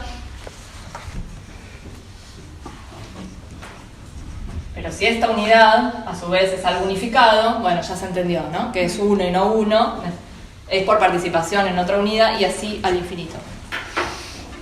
No habrá ninguna unidad en sí en la que poder pararnos, sino que todo será unidad y no unidad. Y esa unidad, de la unidad y no unidad, a su vez será unidad y no unidad, y así. A mí me gusta más explicarlo así con el concepto de unificación, porque me parece que se entiende mejor. Si todas las unidades son unidades unificadas, lo que se produce es una regresión al infinito. Y esta es como la demostración de que hay que tener una unidad en sí y postular que lo unificado es diferente de esa unidad en sí. Precisamente para poder parar la regresión al infinito, ¿no? Un poco parecido a si todo fuera multiplicidad. Es el mismo argumento. Sigo leyendo. Aquello que es el resultado de una unificación, de nuevo, aquello que está unificado, que es unificado, también se podría traducir más literalmente, aquello que es el resultado de una unificación, es pues algo distinto de la unidad misma. Acá unidad misma, uno en sí, todas, la expresión en este caso es un poco diferente, pero bueno, alude a lo mismo. Y de nuevo la diferencia, la alteridad. Porque si la unidad se identificara con aquello que es el resultado de una unificación, ella será una multiplicidad infinita y así también cada uno de los elementos de los que se compone lo unificado. Acá se retoma el concepto de multiplicidad. Fíjense que lo habíamos dejado en la proposición 1, pero acá lo retoma y un poco justificaría que lo fuéramos usando para explicar las proposiciones anteriores, ¿no? Como fuimos intentando hacer. Entonces, esto que se unifica o que está unificado podemos suponer que es una multiplicidad, pero si a su vez todo es una unidad unificada, sería esta situación en la que tenemos multiplicidades compuestas de multiplicidades compuestas de multiplicidades, y eso nos lleva al infinito, a los problemas señalados en la proposición 1. Por lo tanto, fíjense que acá no está la repetición de la proposición inicial. Entonces esta estructura tampoco es que la sigue tan prolija en todas las proposiciones, ¿sí? Acá no repite la proposición inicial, el enunciado del teorema, si quieren. ¿Toda esta parte sería una justificación para introducir las cénadas? No está planteado así en el texto, las cénadas se introducen más adelante. Pero ahora vamos a ver que hay una mención en la proposición 6 que un poco podría pensarse que anticipa más explícitamente las génadas o las enadas. Lo que sí esta proposición quiere justificar es la necesidad de que haya un uno en sí, diferente de todas las cosas unificadas. ¿Sí? Y las génadas, en cierta medida, van a ser cosas unificadas. Y no sí. No, porque vos habías, creo porque lo mencionaste recién respecto de lo imparticipable de lo 1. Sí, no debía haberlo hecho, olvídenlo, ahora no lo pueden olvidar, olvídenlo. Aparte de esta suerte de miedo de regresión al infinito, y el hecho de tener que apelar a una suerte de imparticipabilidad en un principio, sí. Por lo menos en esta proposición. Sí, pensando también en esta idea de que, cuando veníamos hablando de si está hablando de cosas en términos generales, sí. O si hay un trasfondo metafísico ya, o un trasfondo metafísico, no me estaría bueno, si le aceptamos todo esto en términos generales, como nociones comunes, bueno, cuando yo tenga que apelar a la justificación de un principio metafísico que ya tenga una carga teórica un poco más compleja, si me aceptaste las nociones comunes, vas a entender cuando quiero hablar de lo primero que es imparticipable, porque vas a entender que tiene que haber algo que no me posibilite una regresión al infinito de la unidad de algo que es distinto de parte de la unidad. Sí. No sé si entendí bien, claro, pero porque fuiste como sumando cosas y... Sí. Pero bueno, la idea es, vos lo que estás diciendo... Lo que estás diciendo es algo distinto, o sea, todo lo que es siempre algo distinto. Sí. Porque eso evitaría la regresión al infinito. Sí. Y si no fuese distinto, sí. Parecería que caemos en eso. Y dos veces está tratando de evitar con mucho énfasis de que eso es algo, una suerte de horror que no puede pasar. Y cuando vos mencionaste esta idea de que aparece el principio, que el principio no puede ser participable, porque si es participable parece que caemos en este problema. Ahora, creo que entiendo lo que estás diciendo, y para seguir anticipando temas que vamos a ver en la clase que viene, pero se me ocurrió una manera de anticiparlo que no se me había ocurrido antes, así que agradezco la reflexión. La clave, cuando se haga la distinción entre imparticipable y participable, va a ser que hay esto, si creemos que esto es lo imparticipable, va a ser diferente de esto, que es lo participable. Esta unidad es diferente de esta. ¿Sí? Ay, qué bueno. Nunca lo había explicado así, pero está buenísimo en realidad. Porque el tema de meter la tríada imparticipable, participable y participante en estas primeras proposiciones no encaja. Es lo que se suele decir, bueno, no encaja porque todavía no la introdujo, va a venir después. Pero en realidad, si uno quiere hacer el ejercicio filosófico, hermenéutico, tendríamos, esto va a ser lo participante. La vez que viene vemos el vocabulario, lo participante. Esto es lo participado o lo que se participa, es de lo que toma parte lo que participa. Eso van a ser las génadas. Y después tenemos la completa alteridad y heterogeneidad de lo uno imparticipable. ¿Sí? Bueno, bien. Estamos ya casi dando la clase que viene. Pero nos sirve un montón esto porque nos permite anticipar temas. Yo había querido ir un poco más ser un poco más cauta con Proclo, pero bueno, veo que si surge, vamos, si surge de la conversación, se entendió eso que dije, ¿no? Acá pareciera que esta unidad de la que participa, lo que participa de la unidad es esta unidad en sí, o sea, o puede participar de otra unidad que a su vez en algún momento participe de la unidad en sí. Pero lo que uno puede, digamos, argumentar es que acá esta unidad de la que se participa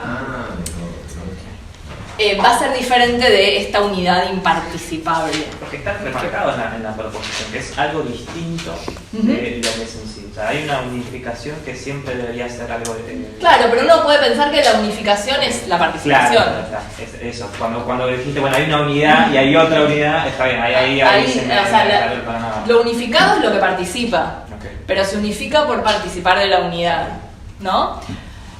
Y lo unificado es diferente de la unidad en sí, pero uno en estas primeras proposiciones tendería a igualar esta unidad de la que se participa con esta unidad en sí. Y la complejidad que nos introduce la distinción entre lo imparticipable y lo participable o participado o aquello de lo que se participa es diferenciar estas como dos niveles y mantener la trascendencia de un primer principio, unidad imparticipable, que da sin darse, porque lo que se da sería estas unidades inferiores. Bueno, me quedo contenta porque vamos a avanzar. Una pregunta, Sí. esas unidades inferiores serían como si fueran varias unidades que tienen algo en común. Sí, son el ser unidades. Claro, que sería diferente Y después, al imparticipable. Sí, sí. El tema es hay que diferenciar dos cosas. Una es la dinámica imparticipable, participable y participante, porque esa dinámica no solamente se da entre la unidad, que es primer principio, las génadas y todo lo que viene después, sino al interior de cada nivel de la realidad. Entonces, una cosa es esta dinámica triádica con la que Proclo va a explicar las relaciones que se dan en todos los niveles. Nosotros vamos a ver en el nivel más alto, pero la aplicación de esta dinámica triádica a la relación entre lo uno imparticipable, las génadas participadas, y lo que participa, que es todo lo que viene después, cualquier cosa, digamos. Hay que diferenciar entonces una cosa de la otra. Y después encima vamos a ver muy poquito, que es la equiparación de estas génadas con los dioses, ¿no? Entonces ahí se mete como un contenido teológico que uno dice, bueno, porque ¿qué son estas unidades? Bueno, son divinas para Proclo. Y eso está en proposiciones sí, que están bien adelante. Las vamos a leer solo para que se lleven esta idea de que los dioses son génadas para Proclo. Bueno, vamos con la proposición 5, que es más larga. La proposición 5 es más larga, es un poco enrevesada. Está buena porque aparece la noción de lo segundo y lo primero y lo segundo, aunque la traducción no se nota. Digo para un poco ver que estamos rondando algunas cuestiones plotinianas también, del modo como las presenta Plotino. La proposición 5 dice toda multiplicidad viene después de la unidad, y ahí aparece esto de viene después, es deuteron, que es lo mismo que se puede traducir por segundo. O sea, otra traducción posible sería toda multiplicidad es segunda respecto de la unidad. Pero no está mal traducir es después, porque acá Proclo en esta proposición no va a establecer un orden, primeros, segundos y terceros como había hecho Plotino, no. Pero sí va a hablar de algo que está antes y algo que está después. Algo primero y algo segundo en ese sentido, en general, de estar antes y de estar después. Por eso traduce García Valverde de esta manera, que yo entiendo que se entiende mejor. Pero bueno, no les quiero... No sé si alguien está siguiendo el griego. Teníamos a Maxi, que era nuestro referente, pero no vino más, ha dejado, lamentablemente. ¿De acá quiénes quedan que saben más o menos griego? Allá. Bien, ¿van mirando? Esperen un poco. Hay 3 o 4. Es entretenido mirar el vocabulario, si pueden hacerlo. No les digo que se pongan a hacer una traducción propia ni nada por el estilo, pero van mirando. Los invito porque es un texto lindo para ir siguiendo en griego. Bueno, acá básicamente esta proposición se va a probar con una reducción al absurdo, descartando 3 opciones. Me refiero a esta estructura para ordenarlos un poco. Que la multiplicidad sea anterior a lo 1, ¿sí? Sea anterior o primera respecto a la unidad. Que la multiplicidad sea junto con, a la vez que la unidad, o sea, ni anterior ni posterior, sino simplemente a la par. Y que la tercera opción que se descarta es que la unidad o lo 1 participe de la multiplicidad.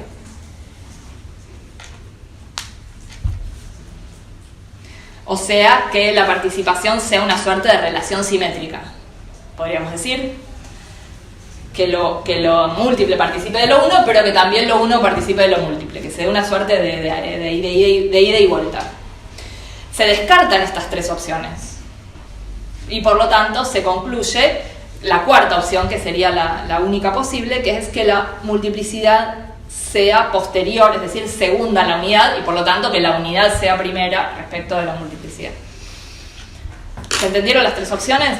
Sí. La primera es la más contraintuitiva de todas, que es que primero sea la multiplicidad y después sea la unidad. Es decir, que la multiplicidad sea anterior. Eso es lo primero que se va a descartar. Se descarta de manera bastante fácil y entendible, me parece a mí. Leemos el primer párrafo. Porque si existe una multiplicidad anterior a la unidad, anterior no en sentido temporal solamente o necesariamente, de hecho acá lo va a decir, lo estoy anticipando, pero lo va a decir, en sentido causal, ¿no? Proc lo va a decir en cuanto a la naturaleza. Anterior por naturaleza, digamos. Si existe una multiplicidad anterior a la unidad participará de la multiplicidad, mientras que la multiplicidad que precede a la unidad no participará de la unidad. Si es verdad que esa multiplicidad existe antes de que llegue a existir la unidad. No participará, en efecto, de aquello que no existe. Entonces, la primera consecuencia que se saca de que la multiplicidad sea anterior a lo 1 es que entonces no se da el caso que vimos antes, que lo múltiple participa de lo 1, sino que al revés, lo 1 participa de lo múltiple, porque lo que primero tenemos es lo múltiple. ¿Sí? Se entiende que está postulando la opción contraria a la que postuló antes, que exista primero una multiplicidad y que la unidad sea posterior y que por lo tanto participe de la multiplicidad.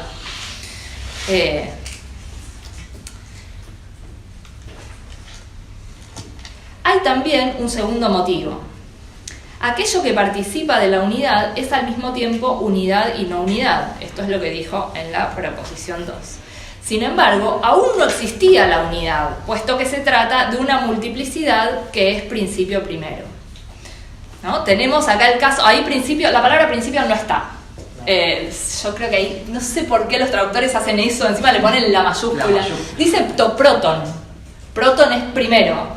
O sea, y se contrapone a deuteron, que es lo de la proposición. O sea, lo que está diciendo es que la multiplicidad sería primera y la unidad segunda, que es lo contrario de a lo que él quiere llegar, que es que la multiplicidad sea segunda respecto de la unidad y que la unidad sea primera, ¿no? Entonces acá pone principio y la verdad es que para mí complica más que otra cosa. Pero bueno, se podría interpretar que en este caso la multiplicidad sería principio primero y la unidad sería derivada.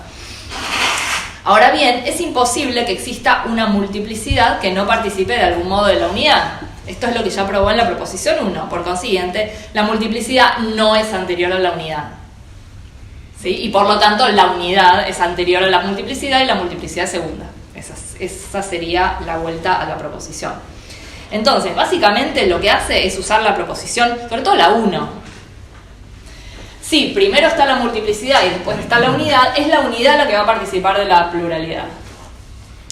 Pero la proposición 1 estableció que toda multiplicidad tiene que participar necesariamente de la unidad. Entonces la unidad es primera y la multiplicidad es segunda. Acá está primero y segundo y está el peligro de entender esto como temporalmente, pero vamos a ver que eso está aclarado de que no hay que hacer así.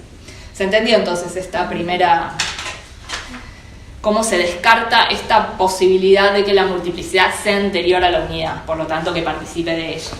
Básicamente se descarta usando la proposición 1.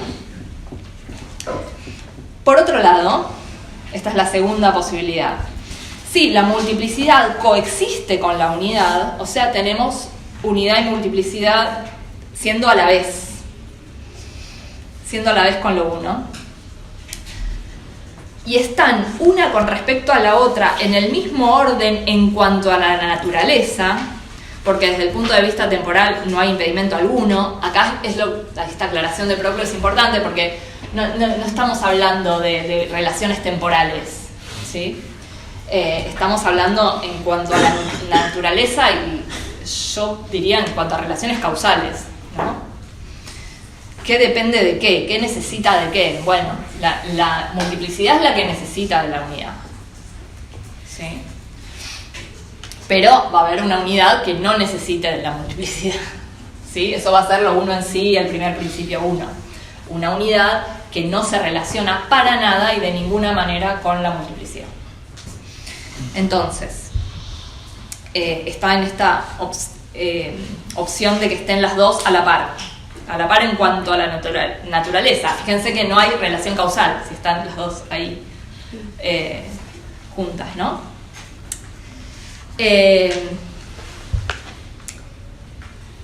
Voy leyendo y cortando y después me pierdo.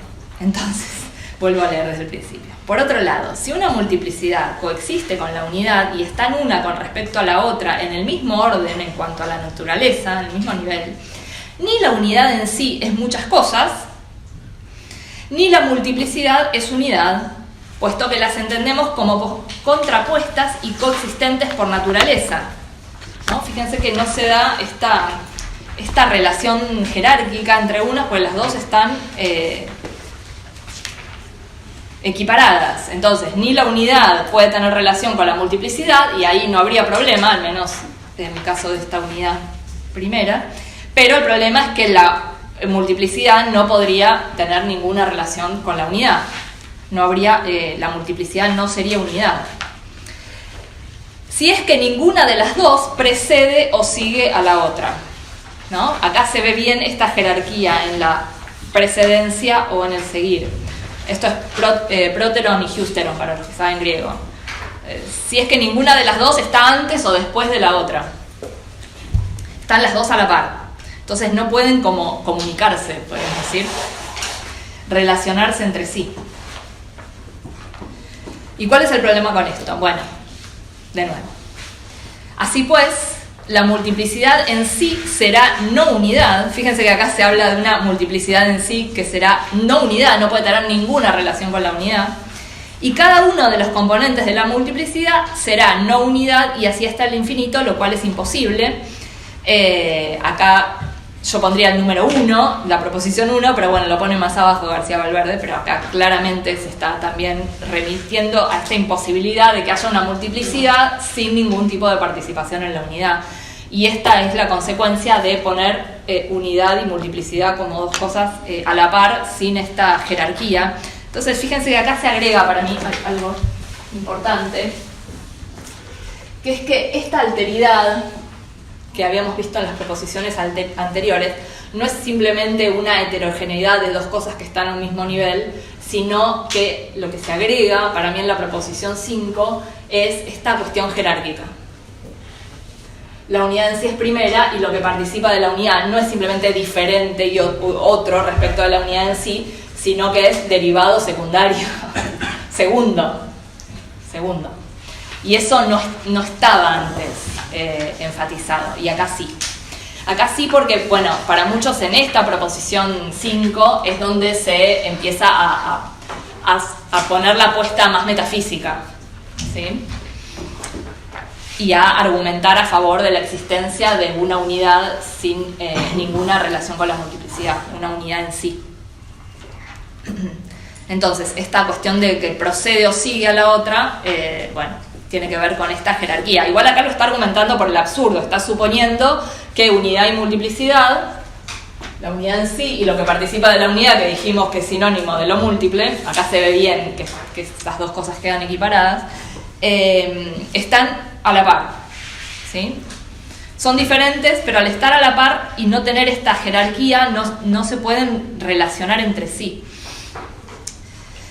De modo que participa de la unidad en conformidad con su naturaleza de modo que no participa de la unidad. Y no será posible tomar parte alguna parte de ella que no sea una unidad.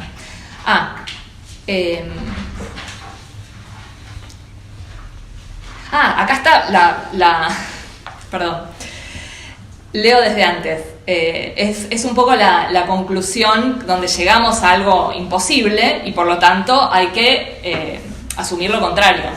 Disculpen, me perdí en mis propios pensamientos. Retomo desde antes. Así pues, la multiplicidad en sí será no unidad y cada uno de los componentes de la multiplicidad será no unidad y así hasta el infinito, lo cual es imposible. Como esto no puede ser, entonces participa de la unidad, la multiplicidad participa de la unidad en conformidad con su naturaleza y no será posible tomar alguna parte de ella que no sea una unidad. O sea, la multiplicidad como un todo participa de la unidad y sus partes también participan de la unidad. Precisamente para no llegar a esta cadena infinita, ¿no?, de multiplicidades. Y es que en el caso de que no fuera unidad, nueva argumentación por el absurdo, sería un infinito compuesto de infinitos, como se ha demostrado en la proposición 1. La multiplicidad participa, pues, de la unidad bajo todo aspecto. ¿Sí?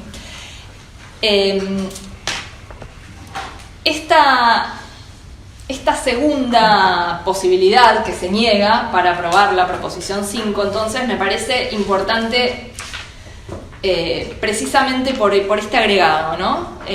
Multiplicidad y unidad son dos cosas heterogéneas, pero que no están a la par. No están una junto a la otra, al lado, como teniendo un estatus ontológico parejo, sino que hay una que es anterior y la otra que es posterior. Y claramente la que es anterior es la unidad, precisamente porque la multiplicidad necesariamente tiene que participar de esa unidad que le es anterior. Como se probó en la proposición 1. Acá creo que claramente la referencia es a la proposición 1. Por consiguiente, sigo leyendo. Si la unidad que es unidad en sí no participa de ninguna manera de la multiplicidad, la multiplicidad será bajo todo punto de vista posterior a la unidad, pues participa de la unidad mientras que la unidad no participa de ella. Acá llegamos a esta... Para mí acá se tendría que haber terminado la demostración, pero quizás lo haya agregado después, tiene toda la pinta, porque acá se llega a realmente como una conclusión, y sin embargo viene toda otra parte que es interesante, que se agrega como opción, que es que toda unidad, la tercera posibilidad, que es la que se va a explorar ahora, es la posibilidad de que siempre la unidad tenga que participar de la multiplicidad. O sea, que la participación sea simétrica. La multiplicidad participa de la unidad, pero la unidad también participa de la multiplicidad. Y eso es lo que se descarta en esto que nos falta leer. Pero antes de leer eso, este párrafo que acabo de leer es interesante, porque ahí aparece esta unidad, este uno que es uno en sí. Ahí aparece la típica expresión platónica, auto-en había aparecido antes, y acá aparece Kant-Auto.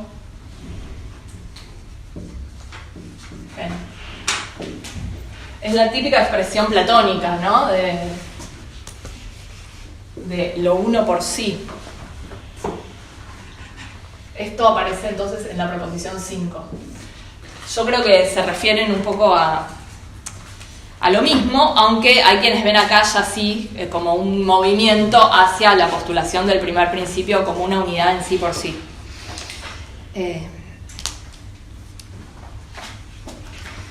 Entonces, lo que se establece es lo que ya venimos diciendo. Esta unidad no participa de la multiplicidad y es la multiplicidad la que participa de la unidad. ¿Sí? Y fíjense que acá es interesante, me quedé pensando en lo que decíamos antes. Cuando se dice que participa de la unidad, no se dice que participa de la unidad en sí.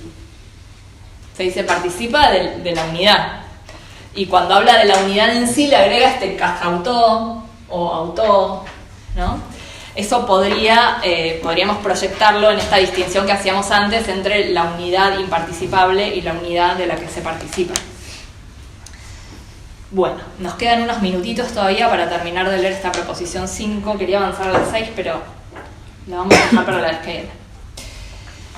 Así, supongo que ya deben estar un poco quemados, espero que no demasiado. Pero, última parte de esta argumentación. Pero si también la unidad participa de la multiplicidad, siendo unidad desde el punto de vista de la sustancia y desde el punto de vista de la participación, siendo no unidad, porque participa de algo que no es unidad, que sería la multiplicidad, sería el caso inverso de esto, ¿no? Acá tenemos la multiplicidad, que es no una en sí misma, ¿no? Y es una por participación. Acá es al revés, tendríamos una unidad que sería en sí misma unidad y por participaría de la no unidad, o sea, sería una participación para, en lugar de llegar a ser unidad, dejar de ser unidad. Bueno, choca porque uno a esta altura ya está bastante convencido y Proclo sigue argumentando, es como, sí, ya entendí. Pero bueno, yo creo que acá lleva las cosas bien al extremo, ¿no? Como una unidad que participando de la multiplicidad llega a ser multiplicidad, ¿no? En lugar de llegar a ser unidad. Sería la contracara de las proposiciones 2 a 4. Entonces, desde el punto de vista de la sustancia es unidad y desde el punto de vista de la participación es no unidad. O sea, acá sí quizá no unidad es multiplicidad, me parece. Existirá una unidad pluralizada, ¿no? En lugar de haber unificación hay pluralización o multiplicación. Tal como existe una multiplicidad unificada a través de la unidad. Es como la contracara. Así, la unidad se encuentra en comunicación con la multiplicación, con la multiplicidad y la multiplicidad con la unidad. Acá es donde se ve bien que lo que se está postulando, para negarlo, para rechazarlo, es que haya una comunicación simétrica, ¿no? O una participación simétrica. Uso comunicación porque acá aparece comunicación, pero podríamos relacionarlo con el concepto de participación. Bueno, tenemos multiplicidad que participa de la unidad y unidad que participa de la multiplicidad, y es una relación de ida y vuelta. Pero, sigo leyendo, las cosas que se reúnen y se comunican de alguna manera entre sí, si son reunidas por otro elemento, este último es precedente a ellas. Mientras que, si son ellas mismas las que se reúnen a sí mismas, entonces es que no están entre sí contrapuestas, pues no es propio de cosas contrapuestas el que tiendan una hacia la otra. Voy a leer un poquito más y después explicamos. Por lo tanto, si la unidad y la multiplicidad son cosas contrapuestas, acá un poco estaría retomando, pienso yo, el punto de vista anterior, como que son dos cosas que están a un mismo nivel y que están contrapuestas y por lo tanto se relacionan entre sí en el caso de esta tercera opción. Entonces, si la unidad y la multiplicidad son cosas contrapuestas y la multiplicidad en cuanto multiplicidad es no unidad, por eso te decía que acá sí no unidad es sinónimo de multiplicidad en cierta medida, pero no en las anteriores proposiciones, me parece, pero haber convencido de esto. Entonces, por lo tanto, si la unidad y la multiplicidad son cosas contrapuestas y la multiplicidad en cuanto multiplicidad es no unidad y la unidad en cuanto unidad es no multiplicidad, sin que ninguna de las dos se introduzca en la otra, entonces serán en simultáneo unidad y dualidad. Van a ser una cosa y van a ser dos. Ahora bien, si existe algo que es precedente a ellas y las reúne, porque lo que se descarta acá es que como que ellas se reúnan a sí mismas, como que se comuniquen entre ellas. Y ahora está la posibilidad de que haya algo que las reúna. Si existe algo que es precedente a ellas y las reúne, o es unidad o es no unidad, ¿no? lo que une unidad, lo que hace que se comuniquen unidad y multiplicidad, ¿no? ¿Es unidad o es no unidad? Si es no unidad, o es muchas cosas o es nada. Esto recuerda mucho el argumento de la primera proposición. Pero no es ni muchas cosas, pues la multiplicidad no precede a la unidad, ni es nada, como la nada actuaría de unificadora. Por lo tanto, es solo unidad. O sea, lo que puede unificar y hacer que se comuniquen una unidad inferior y la multiplicidad sería una unidad de orden superior. Esa sería un poco la estructura. Por lo tanto, es solo unidad, dado que esa unidad no es muchas cosas. O lo sería hasta el infinito. Así pues, es la unidad en sí, en definitiva. Y en definitiva, toda multiplicidad deriva de la unidad en sí. Para explicar esto que queda un poco enrevesado, voy a tomar el ejemplo del compañero entre la uva y el racimo de uvas, que se me vino a la cabeza, ¿no? Ahí uno puede decir, tenemos que algo uno y algo múltiple, una uva y un racimo de uvas, ¿no? Ahora, en definitiva, ahí no es que haya una unificación del racimo de uvas respecto de la uva, ¿sí? Uno podría decir que la unidad del racimo de uvas en tanto multiplicidad es la uva. Pero lo que está postulando Proclo es que para que la uva sea una y para que el racimo de uvas sea uno, tiene que haber una unidad en sí. Que puede ser unidad en diferentes niveles, pero que en algún momento va a haber que llegar a esta unidad que no tenga ninguna relación con la multiplicidad. ¿Sí? Y acá es donde llegamos a una unidad primera, que es solamente una. Si hay una nota sí. A mí me llamó la atención, digo, vos consideraste, parece que se podría haber terminado en el párrafo anterior, sí. Y agrega esto, y yo creo, bueno, ¿contra quién está discutiendo que agregó esto? Y la nota señala que él podría estar discutiendo con estoicos o con otros neoplatónicos. Sí, estas posibilidades, ¿no? Estas tres posibilidades de que la multiplicidad sea anterior a la unidad, que la multiplicidad sea junto con la unidad y que la unidad participe de la multiplicidad, se puede leer. El problema es que, claro, al tener este estilo geométrico, no tenemos la polémica desplegada y hay que como interpretarla, ¿no? Pero uno sí se podría estar pensando acá en algún tipo de inmanentismo, de inmanentismo, sí. Sí. Platónicos que sostenían que lo uno está contenido en la semilla. La semilla, sí. Bueno, esas posiciones son interesantes, es a veces difícil reconstruirlas. Pero sí, tenemos, eso lo dice Dodds tal cual. Muchas de las notas de García Valverde, si uno va a la edición de los elementos de teología de Dodds, él hace un comentario de cada una de las proposiciones y muchas cosas de las notas están tomadas de ahí, lo cual está perfecto. Pero bueno, sí tengan en claro que esas interpretaciones son eso, ¿no? Interpretaciones porque en realidad, pero sí explicarían de por qué Proclo en determinados momentos como que se extiende. Fíjense que hay un contraste para mí en esta quinta proposición respecto de las anteriores, que eran mucho más breves.